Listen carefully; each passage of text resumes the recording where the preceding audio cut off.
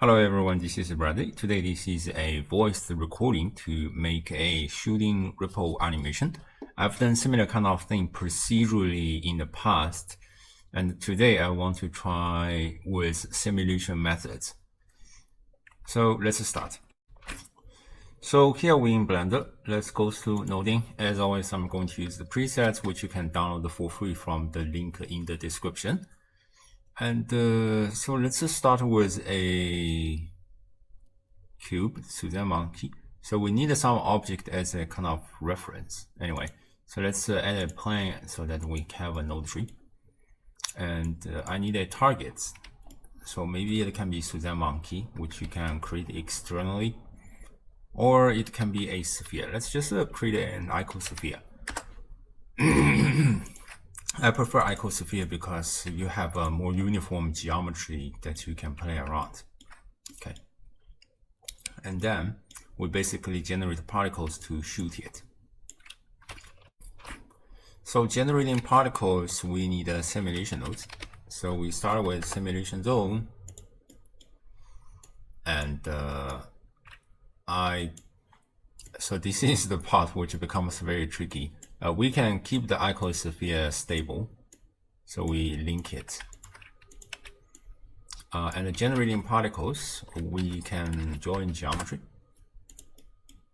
because particles should always stay. So I start with a point, and I generate the particles every frame, and I need to combine it with the particles generated from last frame. So we call that particles. And the top one, we call that as a icosphere, so that we know which socket is which.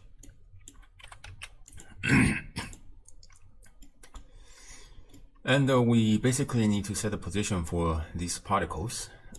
We can set a position. It might be easier if I use a controller to set the position. So I take the relative. So I assign the location. So I have this controller. It might be easier if I just use a plane axis or arrows.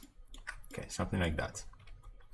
And by playing the animation, we do not really see our particles because we need to join geometry so that we can visualize both our icosphere and the particles. And where's my particles? If I only visualize the particles, I do not see it. So let's start points instance so that we can visualize that better. We start with a UV sphere. This time we do not really care. Okay, so now we see our particles. It's not moving because we didn't add any animations to it, so it just stays with the empty. So now we can actually join geometry. Okay. And what we can do is we shoot it. So we take a set position and we give it a random direction to set position. So we store named attributes.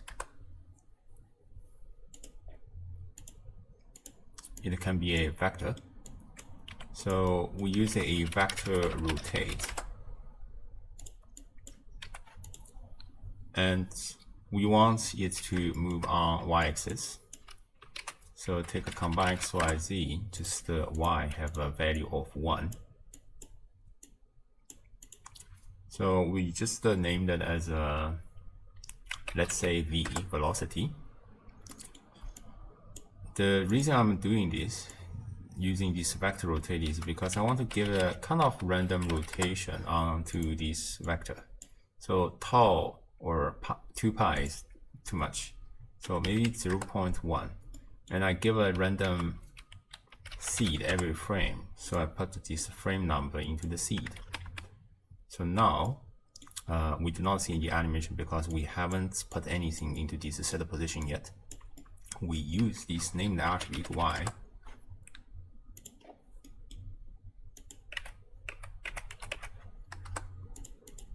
and it should be a vector. Put that into the offset. So now by playing this animation, we still see nothing going on.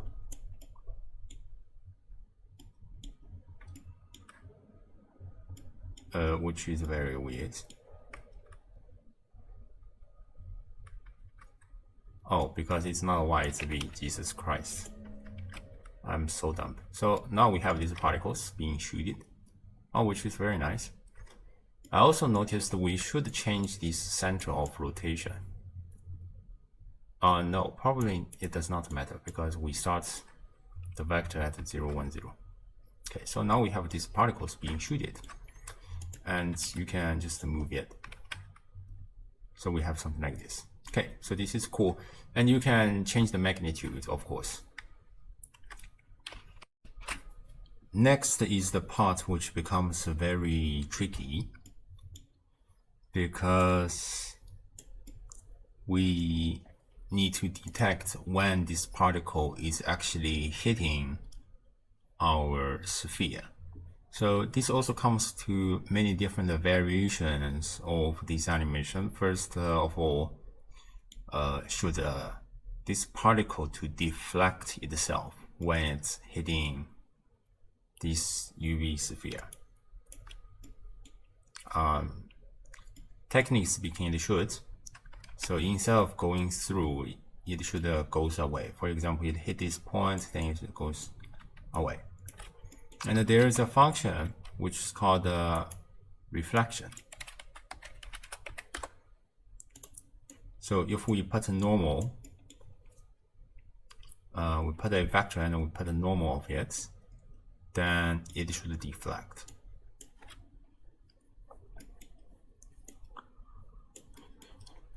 So how to use this concept? We shoot a raycast, and the target will be our icosphere, and I need a hit normal. So the redirection should be the velocity, and we use this hit normal to reflect the offset. So once we deflected it, then we store a new velocity, and I use new velocity to offset the set position. Okay, so this is basically the idea. If you are very confused with everything, I just want to remind you, all these kind of named attributes or linkage does not carry any data by itself. The data actually comes from geometry. So if the geometry store a different set of data, even if all these kind of three linkage come from the same socket, they may indicate different values. Okay. If you really feel confusion, so you can duplicate that, then you may feel a little bit better, but generally speaking, it's not necessary. But this comes to a problem because you see they are deflecting themselves at the most beginning, because this ray will hit after 100 meters. So are there ways to solve it?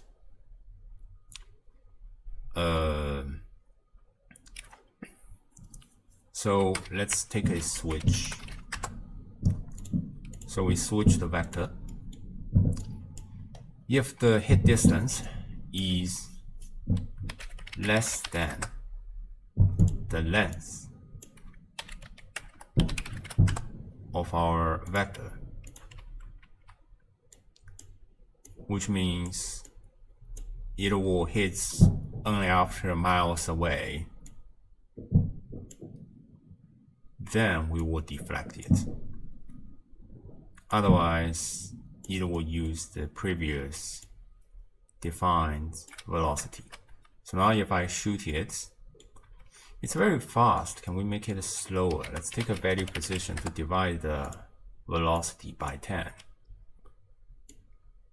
So now if I see this animation, you can see how this is too slow. Let's take that to 1000 and bump it to 2. So I hope it becomes faster.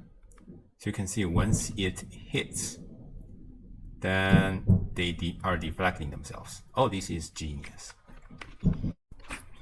As said before, that this is a voiced recording. It means I haven't done this animation before. We're making this animation together from scratch. And actually, this is my first time to really use this reflect operation. And it seems working pretty well.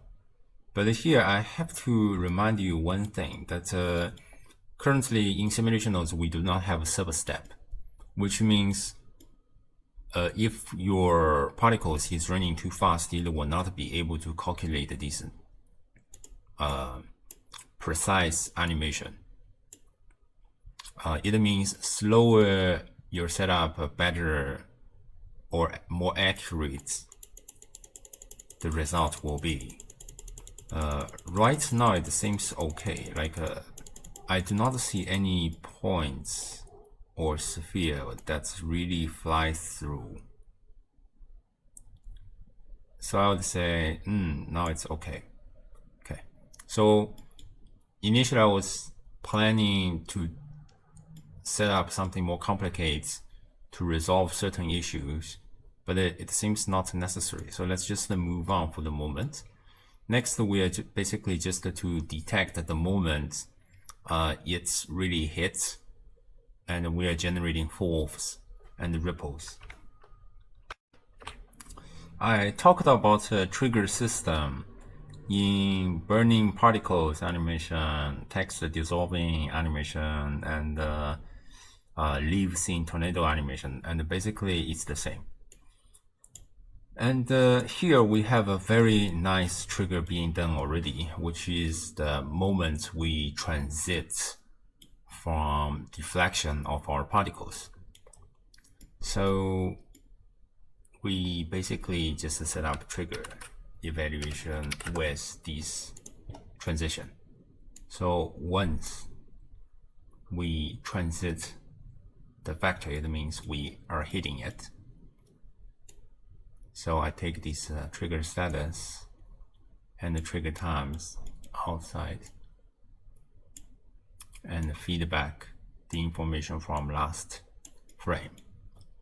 But now it also comes to a question that we have two geometry here, and I've explained earlier that information is actually stored in the green line.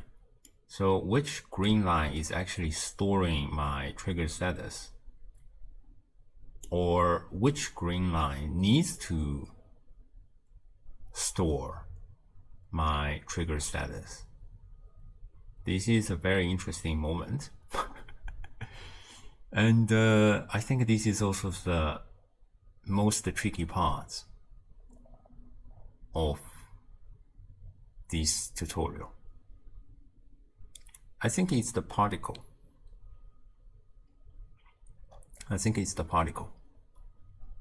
Because there are several things I need to do with these particles. So right now we're deflecting our particles, which is fine.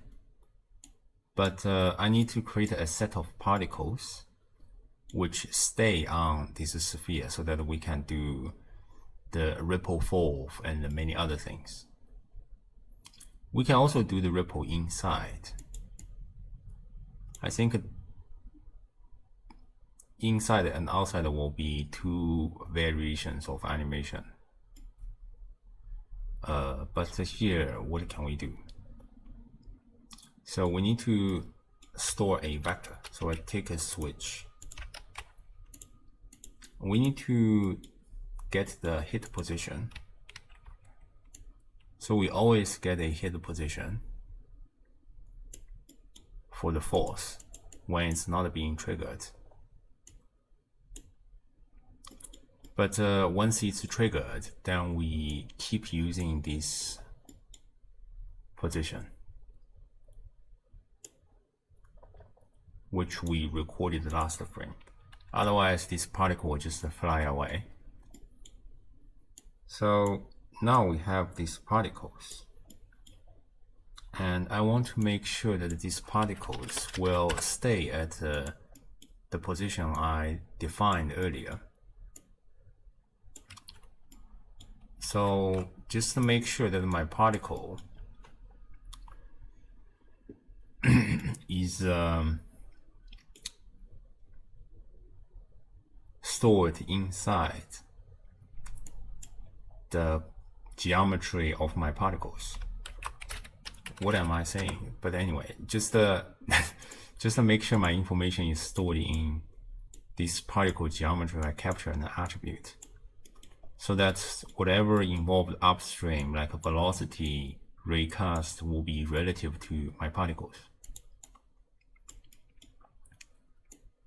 And if I take a set position, if I just for the moment I replace these points, and now if I play this animation, you can see this particles is actually staying on my sphere. Okay, and can I, because I do not know if I really need to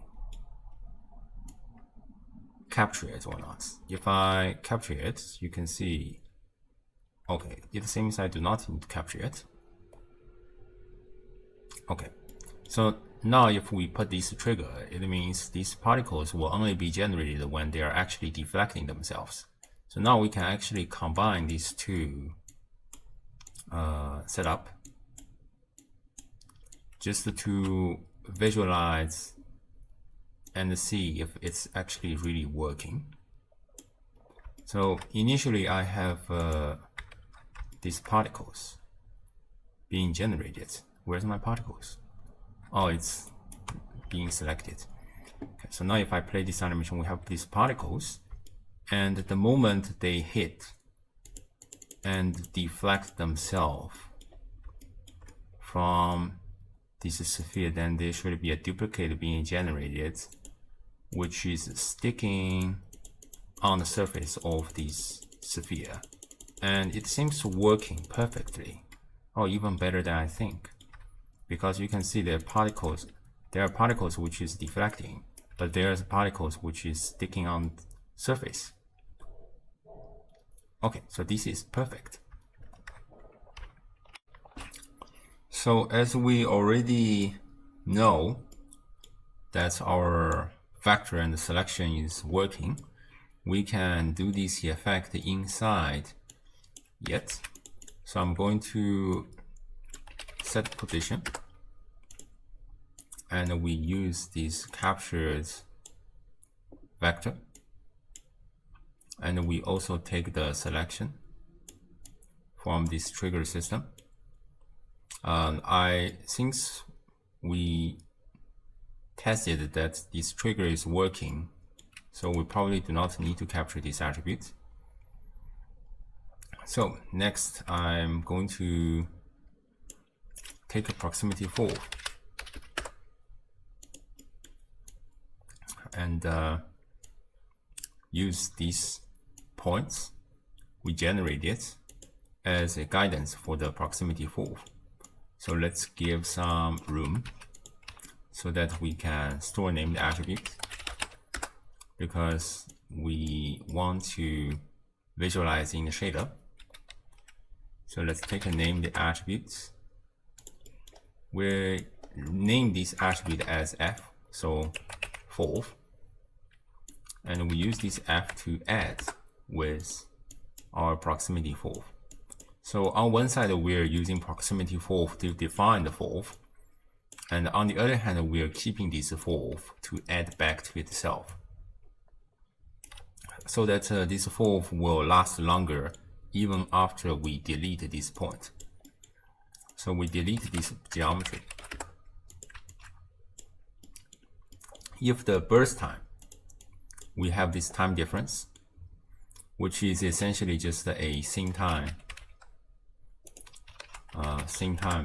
subtract this trigger time. If this time difference is greater than 1, then I will delete my points. So let's try to test our named attributes. So we have a viewer and we visualize it. So if I play this animation, it probably won't work because this proximity fourth is not set with a scale.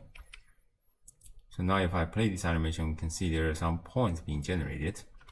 Okay, so this is fine. And it does not really disappear. And to make it disappear, we add a multiplier. So it will decrease by the rate of 90%. So in this loop, basically so initially this fourth may be 1, and at the second frame it multiplies 90%, it becomes 0.9, and the next frame it becomes 0.72, and we repeat this process. Finally it will reach 0. So it becomes like this. Okay, so if we export this fourth into the shader, we have this animation. Initially I was thinking to make this fourth working like a kind of ripple effect, so that it does not only create a single point, but it also will enlarge itself over time and finally disappears. But now if I think about that, it will probably cause many issues because we need to run a loop for every proximity fourth. Then we need 4.0, which I do not want to do now because we're in 3.6. I should not start with 3.6 for this animation, but we can still do other things. One thing is that we can deform this sphere with our fourth. So we can take a normal displacement,